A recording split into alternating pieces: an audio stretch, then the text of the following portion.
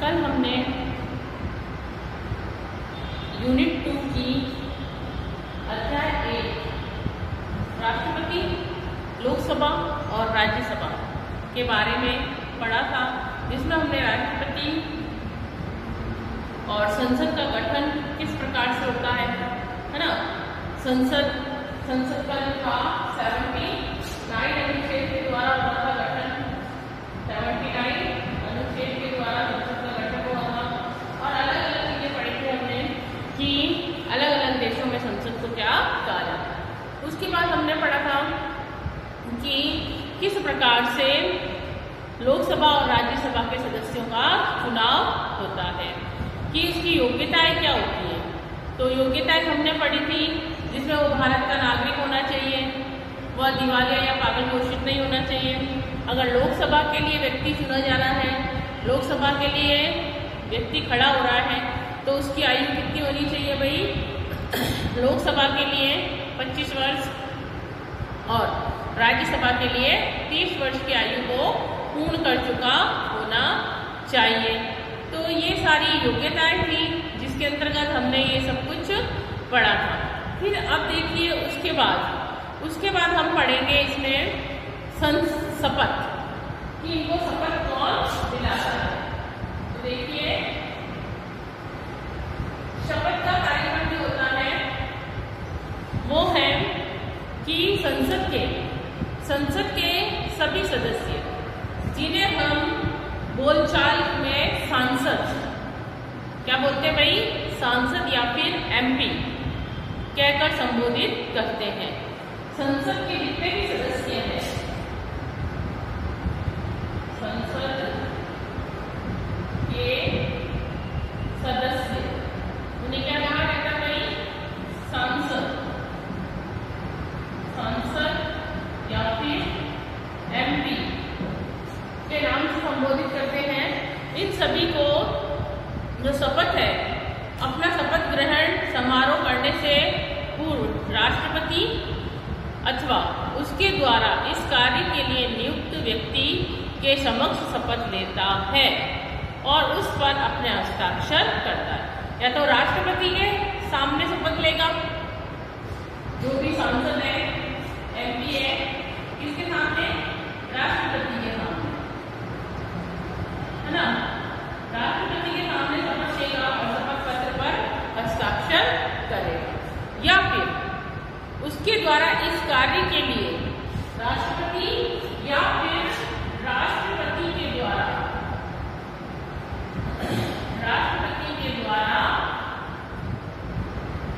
नियुक्त किसी व्यक्ति के समक्ष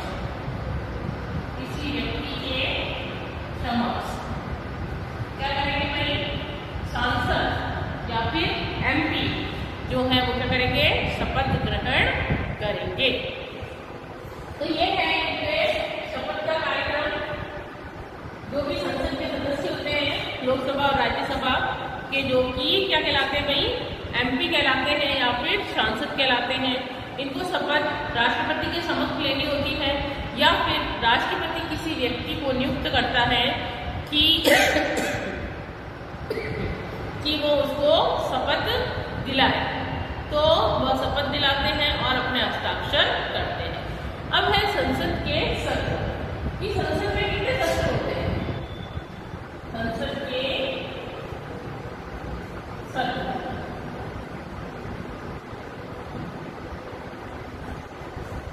तो देखिए संसद के जो सत्र हैं, इसका जो वर्णन है वो अनुच्छेद 85 है। किसमें भाई, अनुच्छेद 85 में इसका वर्णन है कि संसद के कितने सत्र होंगे। इसमें वर्णन है भाई, अनुच्छेद 85 के अनुसार राष्ट्रपति समय समय पर संसद के प्रत्येक सदन को ऐसे समय और स्थान, ऐसा समय निश्चित करेगा और स्थान निश्चित करेगा, स्थान पर जो ठीक समझे वहां इसका क्या होगा भाई, अधिवेशन के लिए आहूत करेगा। अधिवेशन यानी कि सभाएं करेगा। कौन करेगा, राष्ट्रपति। किस अनुच्छेद के द्वारा?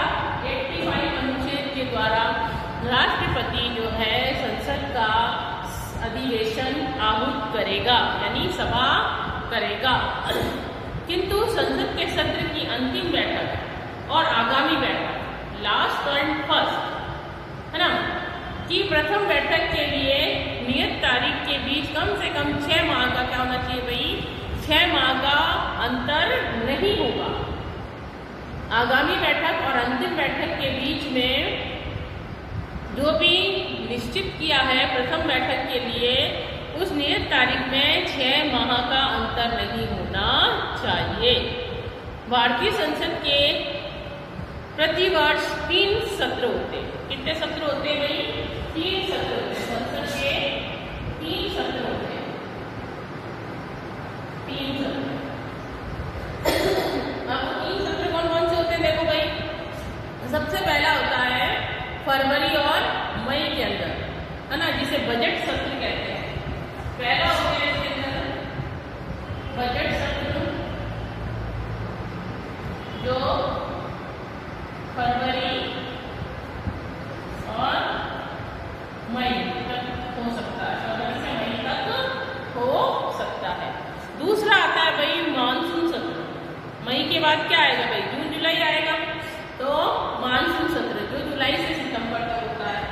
दूसरा होता है मानसून सत्र, मानसून सत्र जुलाई से सितंबर।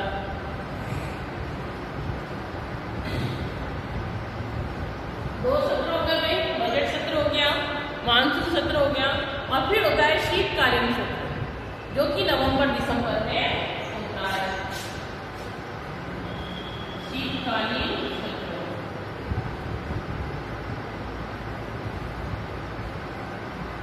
नवंबर दिसंबर, इनमें से कभी भी घटना होता है। तो ये 3 सत्र होते हैं भाई संसद के, है ना।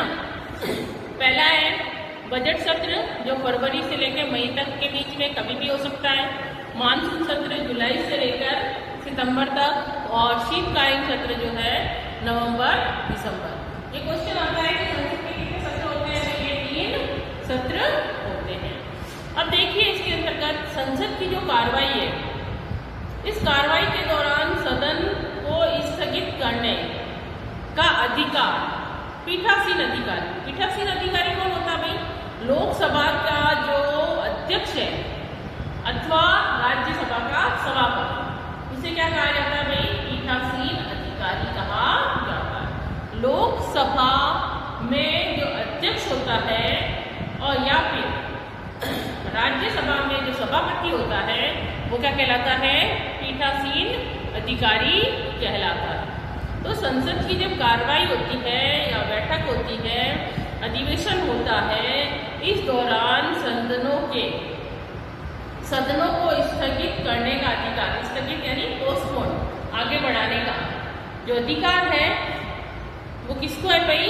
पीठासीन अधिकारी को है। और पीठासीन अधिकारी कौन है? लोकसभा का अध्यक्ष या फिर राज्यसभा का सभापति को होता है। लेकिन सत्रावासन करने का अधिकार राष्ट्रपति को ही प्राप्त है। सत्रावासन यानी कि सत्र को प्रारंभ और अंत करने का जो अधिकार है वो सिर्फ और सिर्फ राष्ट्रपति को ही होता है। नेक्स्ट पॉइंट है इसमें गणपूर्ति, कोरम। तो देखिए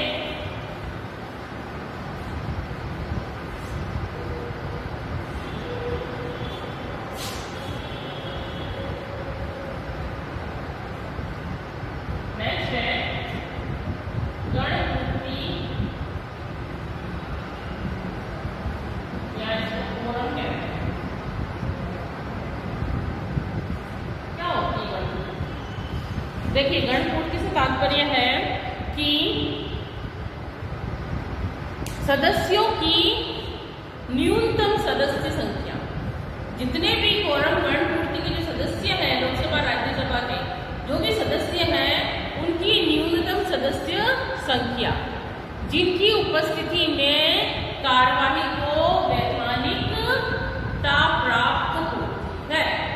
जिसकी कार्यवाही में वो सदस्य, इतने सदस्य वहां बैठे होंगे, है ना, 10%, 10वां भाग, है ना, 25 सदस्य होते हैं और इसका जो होता है 245 का 10वां भाग होता है।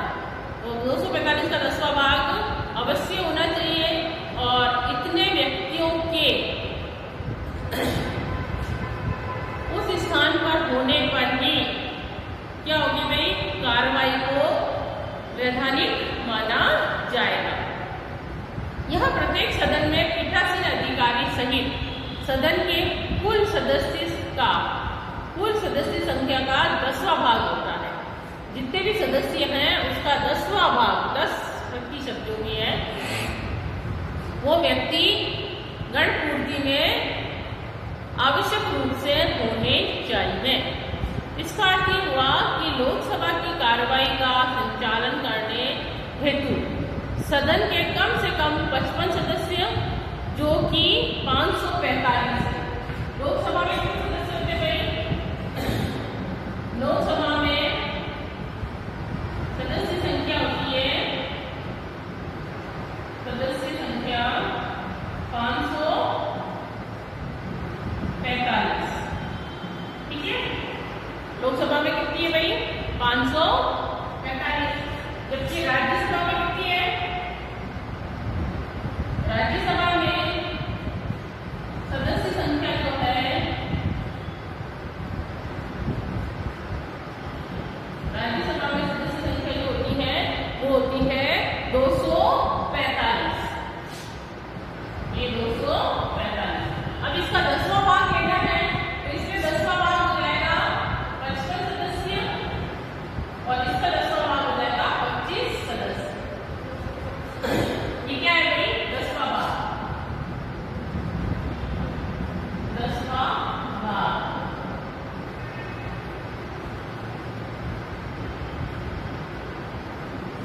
ये 10वां भाग कंपल्सरी है। 55 सदस्य इसके होने चाहिए लोकसभा के और 25 सदस्य राज्यसभा के होने चाहिए। जबकि जब इतने सदस्य पूर्ण होंगे तभी इसकी क्या होगी भाई? कार्रवाई की जाएगी। तो ये गणपूर्ति फोरम में लोकसभा और राज्यसभा के सदस्य संख्या का 10वां भाग होना आवश्यक बताया गया। राज्यसभा की कार्यवाही संचालन के लिए सदन में कम से कम कितने सदस्य होने चाहिए भाई? 25 सदस्य अवश्य होने चाहिए। अब है नेक्स्ट है संसद की भाषा। कि संसद में कौन कौन सी भाषा को स्थान दिया गया है, मान्यता दी गई है कि संसद किस भाषा में कार्य करेगी। तो देखिए संसद की भाषा।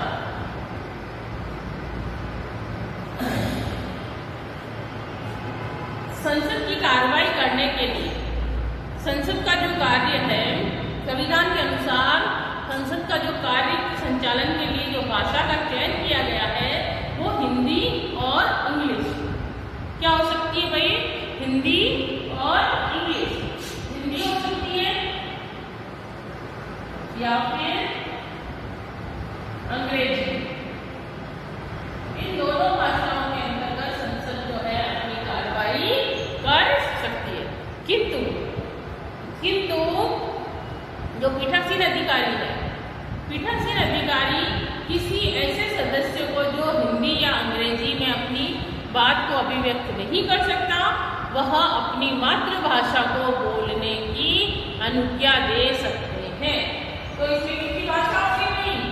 3 भाषा होगी। संसद की जो भाषा है वो 3 हो जाएगी, हिंदी, अंग्रेजी और मातृभाषा। इसके अंतर्गत देखिए कि अगर व्यक्ति जो भी संसद के अंतर्गत सांसद है ना, जो सांसद है वो सांसद या तो हिंदी भाषा का उपयोग करे या इंग्लिश भाषा का उपयोग करे, और अगर उसे ये दोनों ही भाषा का अच्छा नॉलेज नहीं है, ज्ञान नहीं है, तो पीठासीन अधिकारी उन्हें क्या दे सकता है भाई? आज्ञा दे सकता है अपनी मातृभाषा का उपयोग कर सकते हैं। मातृभाषा से तात्पर्य वह जिस भी राज्य का है उस राज्य में कौन सी भाषा बोली जाती है उस भाषा में वो अपना क्या कर सकते हैं, अपनी बात कह सकते हैं। तो यहाँ पर जो संसद की जो भाषा है वह 3 प्रकार की भाषा का प्रयोग किया जाता है, हिंदी, अंग्रेजी और मातृभाषा। अब है मंत्रियों एवं महान्यायवादियों के संसद में अधिकार कि इन्हें क्या क्या अधिकार दिए गए। क्या है भाई, मंत्रियों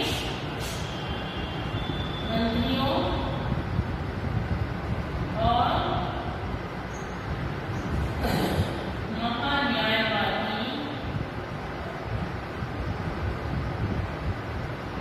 महान्यायवादियों के संसद में अधिकार।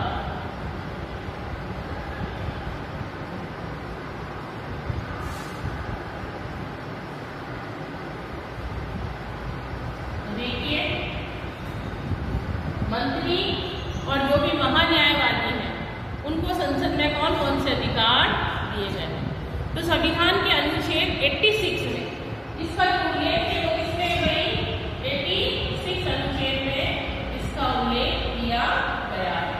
किसका, अधिकारों का, मंत्रियों और महान्यायवादियों के अधिकार जो है इनका जो वर्णन है वो किसमें मिलेगा, अनुच्छेद 86 में मिलेगा। इसमें उल्लेख किया गया है कि प्रत्येक मंत्री एवं भारत के महान्यायवादी यानी कि जज है ना, उसको ये अधिकार होगा कि वह संसद के किसी भी सदन में बोलने एवं कार्रवाई में भाग लेने का अधिकार होगा।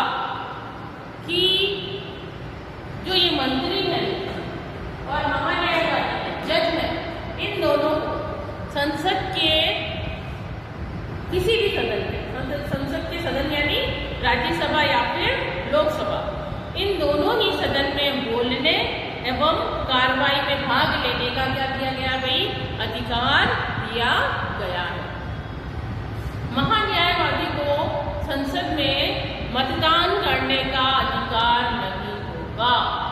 जो जज है उसे संसद में मतदान करने का अधिकार नहीं दिया गया है। मतदान, महान्यायवादी यानी कि जज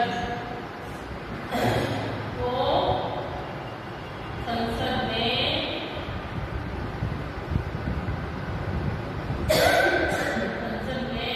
मतदान करने का अधिकार नहीं है। मतदान करने का अधिकार नहीं है। ठीक है, महान्यायवादी जो है वो होता है जज होता है। जज को संसद में मतदान करने का अधिकार नहीं दिया गया है। तथा जो मंत्री है, मंत्री मतदान केवल उसी सदन में कर सकते हैं जिसका वो सदस्य है। जो मंत्री है या तो वो राज्यसभा का मंत्री है या फिर वो लोकसभा का मंत्री है, तो वो जिस सदन का मंत्री है ना, या तो लोकसभा या फिर राज्यसभा, जिस सभा का भी मंत्री है उसी सदन में वो क्या कर सकता है भाई, मतदान कर सकता है। राज्यसभा का है तो राज्यसभा में ही मतदान करेगा और लोकसभा का है तो लोकसभा में ही मतदान करेगा। और महान्यायवादी जो है वह किसी में भी मतदान करने का अधिकार नहीं रखता है। तो ये अभी हमने पढ़ा भाई 3-4 टॉपिक पढ़े, जिसमें हमने सबसे पहले शपथ पढ़ी। शपथ कौन दिलाता है भाई, शपथ किसे दिलाई जाती है, सांसदों को। सांसदों को हम क्या कहते हैं, MP भी कहते हैं। इनको अपने स्थान पर शपथ ग्रहण करनी होती है ना, तो इनको शपथ कौन दिलाता है, या तो ये राष्ट्रपति के समक्ष शपथ लेते हैं या फिर राष्ट्रपति के द्वारा जिस व्यक्ति को इस के लिए शपथ दिलाने के लिए नियुक्त किया गया है उसके समक्ष क्या करनी पड़ती है भाई, शपथ लेनी पड़ती है। फिर दूसरा पॉइंट हमने नेक्स्ट पढ़ा था संसद के सत्र। कितने सत्र थे भाई, 3। पहला था बजट सत्र जो कब होता है भाई, फरवरी से मई के मध्य। दूसरा था मानसून सत्र जो कि जुलाई से सितंबर के मध्य होता है। और तीसरा था शीतकालीन सत्र जो नवंबर और दिसंबर में संपन्न होता है। इस प्रकार से इनके 3 सत्र बुलाए जाते हैं और इन सत्रों को की जो कार्रवाई के दौरान इनको स्थगित करने का अधिकार किसे भाई, पीठासीन अधिकारी को दिया गया। और पीठासीन अधिकारी कौन, लोकसभा का अध्यक्ष या फिर राज्यसभा का सभापति, है ना। लेकिन सत्रावासन करने का अधिकार किसे दिया गया था भाई, राष्ट्रपति को दिया गया। इसके बाद हमने पढ़ा था गणपूर्ति। गणपूर्ति के अंतर्गत लोकसभा और राज्यसभा की जितनी भी सदस्य संख्या है उसका 10वां भाग क्या होना चाहिए, कंपल्सरी होना चाहिए। 55 सदस्य लोकसभा से और 25 सदस्य राज्यसभा से किसी भी अधिवेशन में, है ना, कोई भी कार्यवाही हो रही है उसमें भाग लेने के लिए कम से कम इतने व्यक्तियों का होना आवश्यक बताया गया था। अगर इतने व्यक्ति नहीं होंगे तो कोई भी सत्र का सत्रावासन नहीं किया जाएगा। उसके बाद में संसद की भाषा। संसद में कौन सी भाषा का प्रयोग किया जाता है, हिंदी और अंग्रेजी या फिर मातृभाषा। जो जिस सांसद की जैसी मातृभाषा है, जिस राज्य की वो भाषा का उपयोग करता है उस भाषा में क्या कर सकता है, संसद में उस भाषा का उपयोग कर सकता है। और नेक्स्ट था मंत्री और महान्यायवादी की संसद में अधिकार जो कि एबीसी अनुच्छेद के द्वारा थे। जज को संसद में मतदान करने का अधिकार नहीं होता है, जबकि जो मंत्री होते हैं वह अपनी सभा में या तो राज्यसभा में या फिर लोकसभा में मतदान कर सकते हैं। तो यहाँ तक आप लोगों को अच्छे से देखना है, समझना है, पढ़ना है और कोई भी कंफ्यूजन होने पर आप बता सकते हैं, पूछ सकते हैं फोन के माध्यम से या क्लास के अंदर कोई भी प्रॉब्लम हो तो आप डिस्कस कर सकते हैं। इसका जो आगे का लेसन है जिसके अंतर्गत राज्यसभा और लोकसभा के बारे में अलग अलग से बताया गया है वो हम कल पढ़ेंगे। Thank you class.